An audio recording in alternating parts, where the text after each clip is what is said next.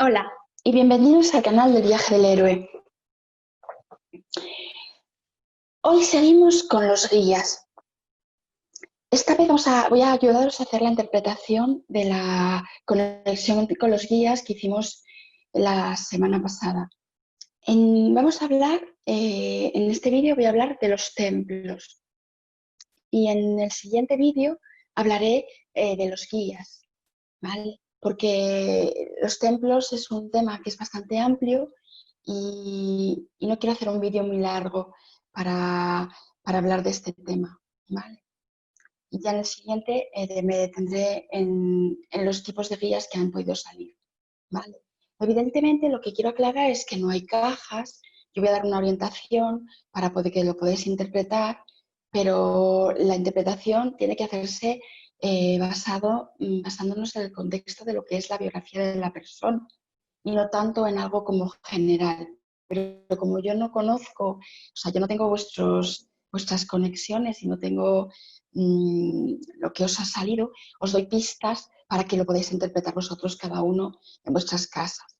Entonces, el templo nos da el encuadre espiritual de la persona. Nos dice cuál es la trayectoria de nuestra alma y con qué estamos relacionados desde un punto de vista espiritual.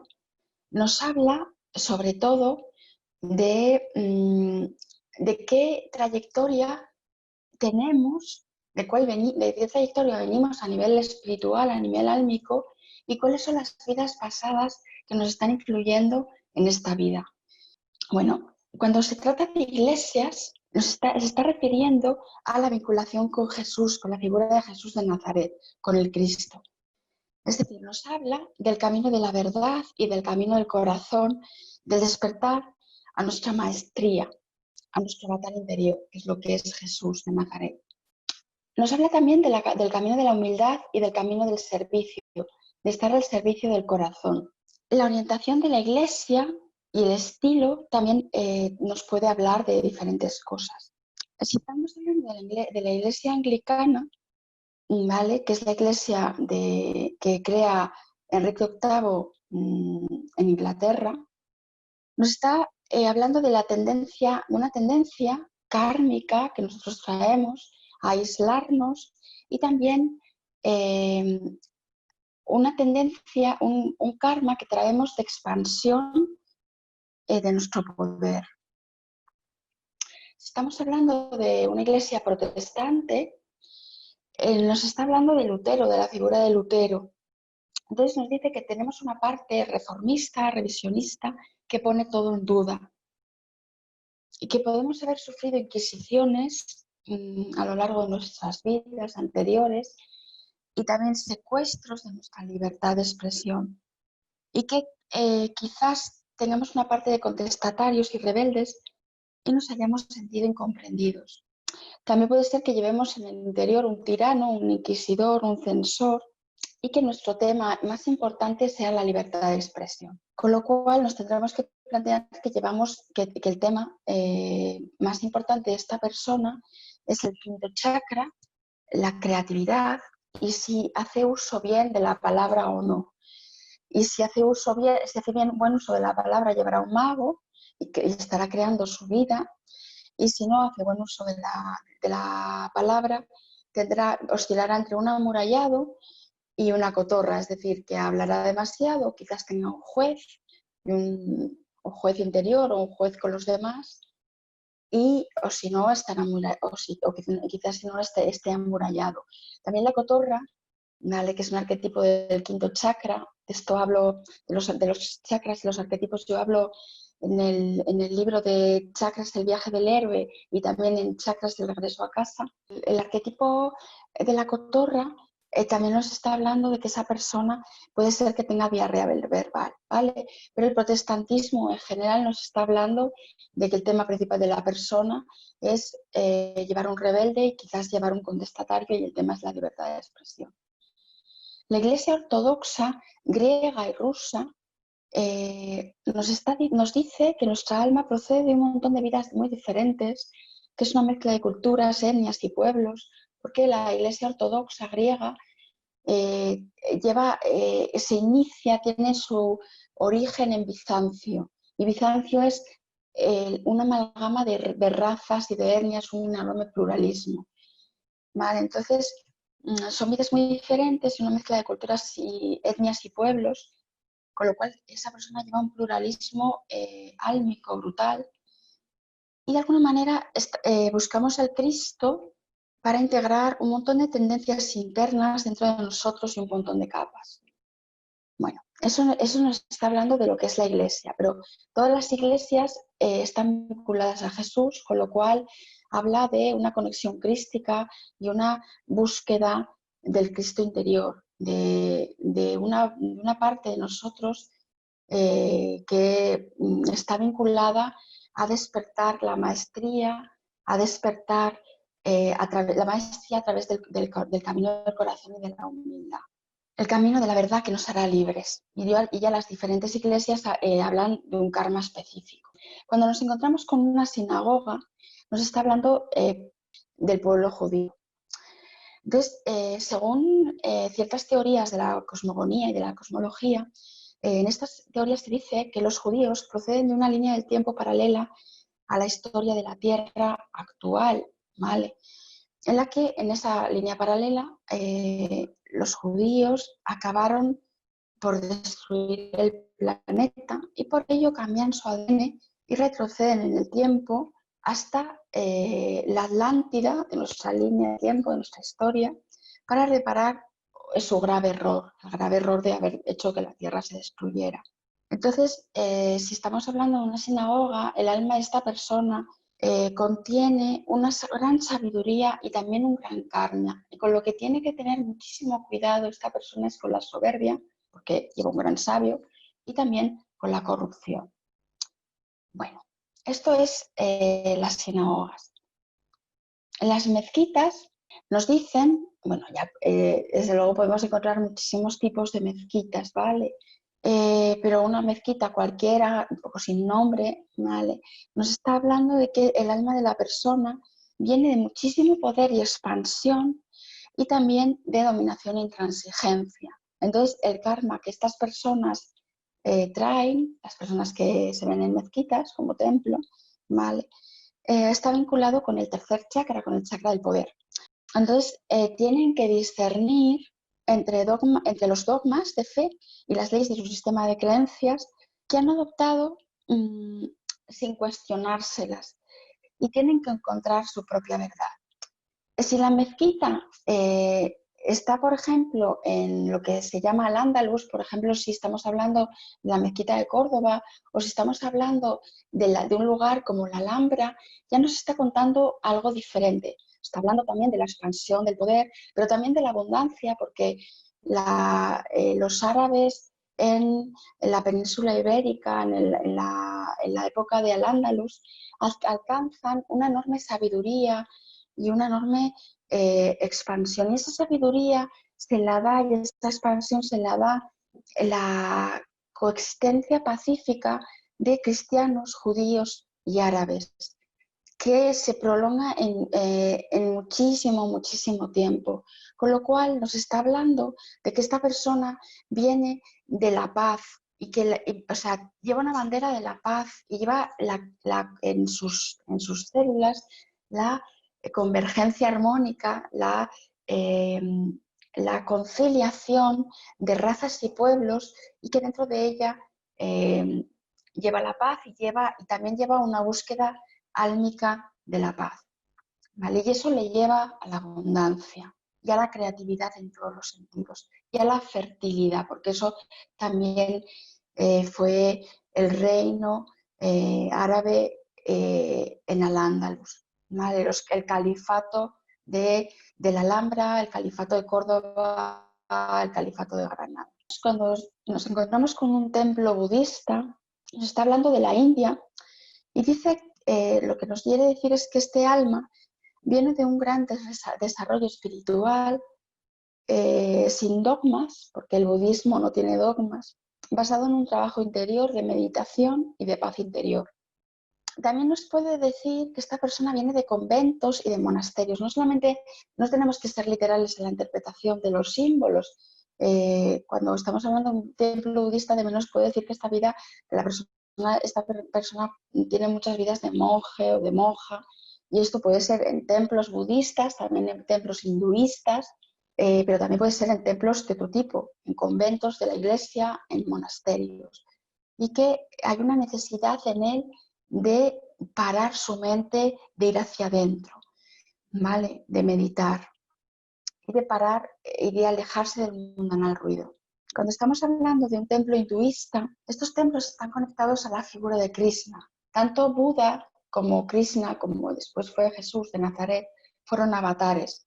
Es decir, fueron personas que vinieron con la Kundalini desplegada y de alguna manera fueron una especie de fotocopias de la fuente. Esto lo estoy diciendo un poco así de forma coloquial, pero es para que nos entendamos bien, ¿vale? Fueron maestros ascendidos que vinieron a dejar la posibilidad en el humano de despertar a su maestría completa, de dejar la posibilidad de la ascensión en el alma y en la raza humana, en el ADN humano. El hinduismo y Krishna nos habla de que este alma ha aprendido en otras vidas a manejar muy bien las energías y a parar la mente. También nos habla de un trabajo profundo con la meditación.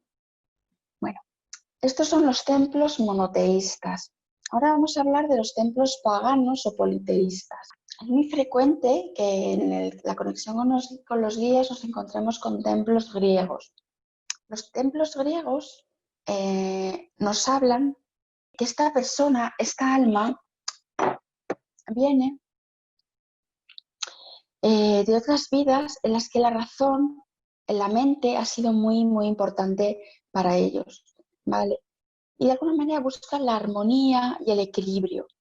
Entonces, quizás tengan una mente, pueden tener una mente privilegiada y crear a través del pensamiento. Evidentemente, todo el mundo creamos a través del pensamiento. Lo que pasa es que hay personas que esto lo tienen como un don y que lo tienen como mucho más incorporado. Quizás sean conscientes o quizás no, pero tengan una parte que tengan una enorme creatividad y tengan una capacidad muy grande de hacer sus pensamientos realidad, de crear a través de sus pensamientos. Bueno, pues normalmente estas personas se suelen ver muchas veces en un templo griego.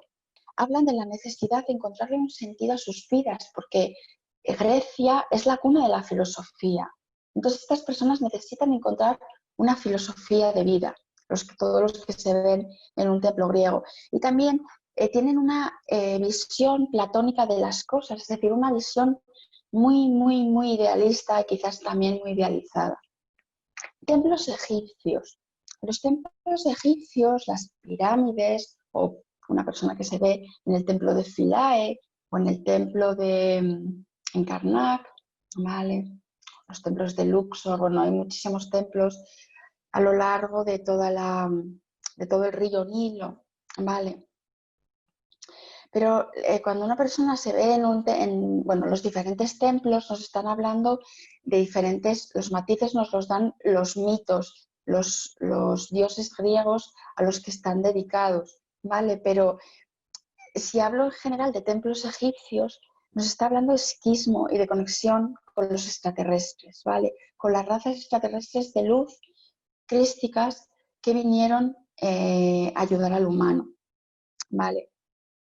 Entonces nos está hablando de mediumnidad por un lado, de psiquismo, de conexión con otros planos y con otras entidades, y también sobre todo del despertar del corazón.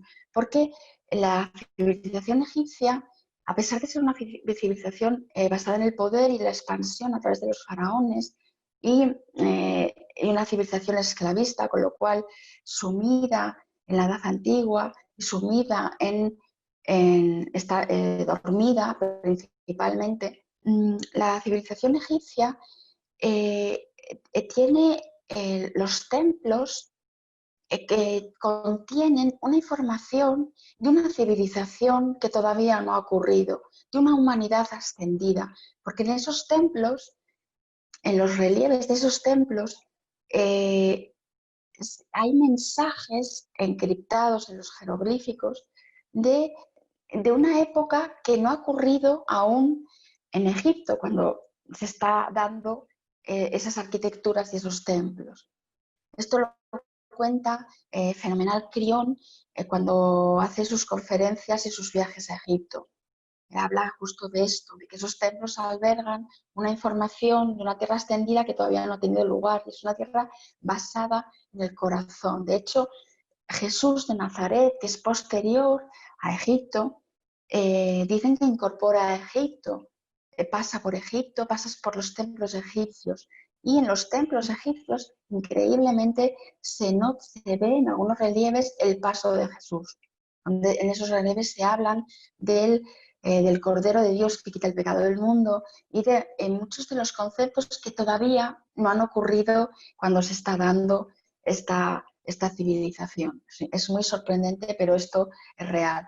Pero también la energía que tienen muchas de las diosas egipcias, por ejemplo Hathor, o por ejemplo Isis, contienen la energía de los pleiadianos, que son hermanos mayores extraterrestres de los humanos, ¿vale? Y que cambian el ADN del humano para insertar en ellos el Cristo, para insertar en ellos amor. Con lo cual, los templos de Egipto nos están hablando de la ayuda de los hermanos mayores, de la inserción de los hermanos mayores en el ADN humano del amor. Es decir, nos está hablando de Orión, las tres pirámides de Giza están orientadas al cinturón de Orión y coinciden cada pirámide con cada estrella, ¿vale? De Sirio y también de Pléyades. ¿Vale? Entonces, de alguna forma nos está diciendo que esta persona es inmersa en un sistema de poder, pero que anhela una vida personal basada en la paz. ¿Vale? Eso es lo que nos está hablando los templos egipcios. Y yo os digo que habría que ver cada templo, pero bueno, si me pusiera a hablar de cada templo me extendería demasiado. Bueno, los templos romanos. Muchas personas, no muchas, pero hay personas que se ven en templos romanos. No muchas porque Roma no es un lugar, no es una civilización especialmente espiritual, sino más bien guerrera. Pero templos romanos nos está hablando de que este alma trae luchas y conflictos con el poder, que trae un karma importante con la oscuridad y nos está hablando de los 7 pecados capitales bajo una apariencia de orden y cosmopolitismo. Nos está hablando de ira, de soberbia, de lujuria, de pereza, de avaricia, de gula, ¿vale? Entonces, puede ser que esta persona traiga el karma de haber atentado contra lo más sagrado, que es en realidad su pureza y su corazón. Y también puede hablar de pactos oscuros de esta persona con razas negativas, especialmente con los reptilianos, porque hay muchas teorías que sustentan que el Imperio Romano está muy vinculado a la raza de los reptilianos, que son, ya sabemos que hemos hablado en otros vídeos, sobre todo en los vídeos de Más allá de la Tierra y del Sistema Solar, que son los que yo hago con Evelyn, donde hablamos de los pactos o sea, de la intervención de razas negativas que son granjeros genéticos y una de ellas, entre muchas de ellas, ¿vale? Pero una de las más importantes son los reptilianos y están muy vinculados con el Imperio Romano. Bueno, estos son los romanos, que son quizás los menos bonitos, junto también, de esto mismo también estaríamos hablando si estamos en templos de Mesopotamia, ¿vale? O Caldea, Asur, así, Asur, vale. Todo esto, todos los templos vinculados al Éufrates y al Tigris nos están hablando de los pactos con los reptilianos, es decir, de la oscuridad. No hay que asustarse, ¿vale? Simplemente nos está hablando de karmas y que tienen que ver con luchas y conflictos con el poder. Que desde luego todos tenemos, cuidado, nadie se libra. Pero cuando una persona se ve en un templo romano, nos está hablando que este es el tema principal que se tiene que trabajar y va a tener que cortar con pactos oscuros. Los celtas. Los templos celtas nos están hablando de conexión con la naturaleza, de sanación, de intuición. Entonces, estas personas vienen de vidas de sanadores, ¿vale? Y también nos hablan de una intensa conexión con la madre. Vamos a ver ahora templos precolombinos, de los olmecas, de los mayas y de los incas. Todas estas civilizaciones tan antiguas, la más antigua es los olmecas, quizás la más misteriosa. Los olmecas son las famosas cabezas, cabezones enormes que están en ciertos lugares de México. Bueno, todas estas civilizaciones nos están hablando de la vinculación, de nuestra vinculación con civilizaciones extraterrestres, con hermanos mayores. Es un poco como Egipto, pero la orientación de los templos precolombinos nos hablan también de una conexión con lo chamánico, una fuerte conexión con la Pachamama, con la naturaleza, y también nos está hablando de una vertiente en la persona de sanador, ¿vale? Los olmecas están vinculados a la civilización de Sirio, que Sirio es una civilización muy conectada a lo intuitivo, a lo psíquico, pertenecen a la sexta dimensión.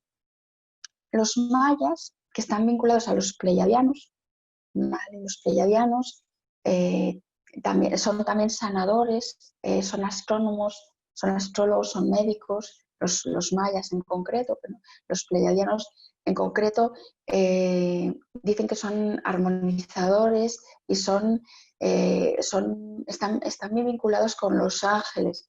Dicen que en la antigüedad a los pleiadianos se les llamaban ángeles y ahora se les llama pleiadianos, pero en realidad tienen también una vertiente muy grande de sanación. Y los incas están vinculados a la civilización de Orión, y los de Orión son grandes mentalistas, son grandes sabios, son grandes, también están en la vinculación, tienen una gran intuición.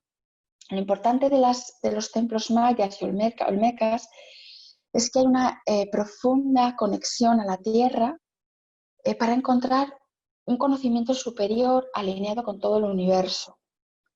Viene de vidas al servicio de la unidad, pero también puede tener karma con la soberbia y con la magia negra, que también sumió en el karma a algunas de estas civilizaciones que empezaron a hacer rituales con sacrificios humanos, sobre todo los aztecas, ¿vale?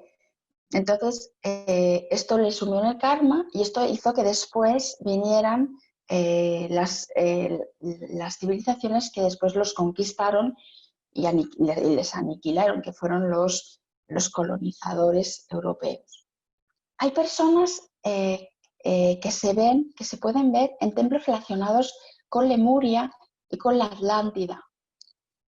Bueno, pues las personas que se ven en estos templos, ¿vale? Bueno, en concreto empiezo por Lemuria. Lemuria es la civilización más antigua y Lemuria está ubicada en el Pacífico, ¿vale? En lo que hoy es Hawái y la Polinesia.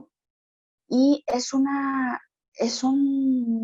una civilización profundamente pacífica, matriarcal, pero no matriarcal que las mujeres dominaban a los hombres, sino que había una igualdad, pero que las mujeres tenían como de alguna manera el secreto de la vida. Entonces, fue una civilización donde lo más importante era el colectivo, donde el individuo, casi no había ego, casi no había individuo, y basada sobre todo en la unidad y en la sanación. Entonces, las personas que se vean con un templo en Lemuria, que quiere decir que el alma contiene lo más primigenio y necesita comprenderse a un nivel muy profundo. Viene de vidas en las que el clan y el plan divino es lo más importante, ha sido lo más importante, y necesita aterrizar quien realmente es para cumplir con su plan en la Tierra. Los templos de la Atlántida, que se verán quizás en construcciones muy de cuarzo, como también que tienen una apariencia un poco extraterrestre. Bueno, la Atlántida es una civilización que coexiste con el final de Lemuria. Lemuria desaparece porque suben las aguas, ¿vale? Suben las aguas y se hunde. La Atlántida también se hunde, lo que pasa es que la Atlántida es una civilización posterior a Lemuria y que en un momento dado también coexiste. O sea, el principio de la Atlántida sí coexiste con el final de Lemuria. Entonces, la Atlántida es muy diferente a Lemuria. Lemuria es como la primera civilización humana y tiene un carácter como muy angélico. En la Atlántida ya empiezan a venir un montón de extraterrestres positivos y negativos, ¿vale? Y lo que se forma es que el cotarro lo tienen 12 familias privilegiadas, que son como castas, que esclavizan a las que no son privilegiadas, como si dijésemos. El privilegio que tienen es que estas tienen tecnología súper desarrollada a través de la intuición, de la mente, a través de los cuarzos, para rejuvenecerse. Incluso tienen conquistada la piedra filosofal, que es el elixir de la eterna juventud, es decir, la capacidad de no morir, la inmortalidad. Lo que pasa es que las castas que tienen la piedra filosofal esclavizan a los que no la tienen y los que no la tienen mueren. Entonces, bueno, es un poco, la Atlántida representa lo que estamos viviendo también un poco en la actualidad, toda la tecnología que unos tienen y unos pocos tienen y la mayoría no. Esos son los que mueren azotados por las enfermedades de las pandemias, ¿vale? Pero los otros tienen tecnología para hacer lo que se dé la gana y hasta para moverse en el espacio. Bueno, pues la Atlántida viene a ser algo parecido. ¿Qué sucede? Que como eso es un exceso y eso va en contra de la naturaleza del humano, en algún momento, en el mismo momento que las aguas empiezan a subir y se hunde Lemuria, también se hunde la Atlántida. Y las castas de las 12 familias, estas privilegiadas, se quedan sin tierra en la nueva etapa. Son razas errantes, civilizaciones, pueblos errantes.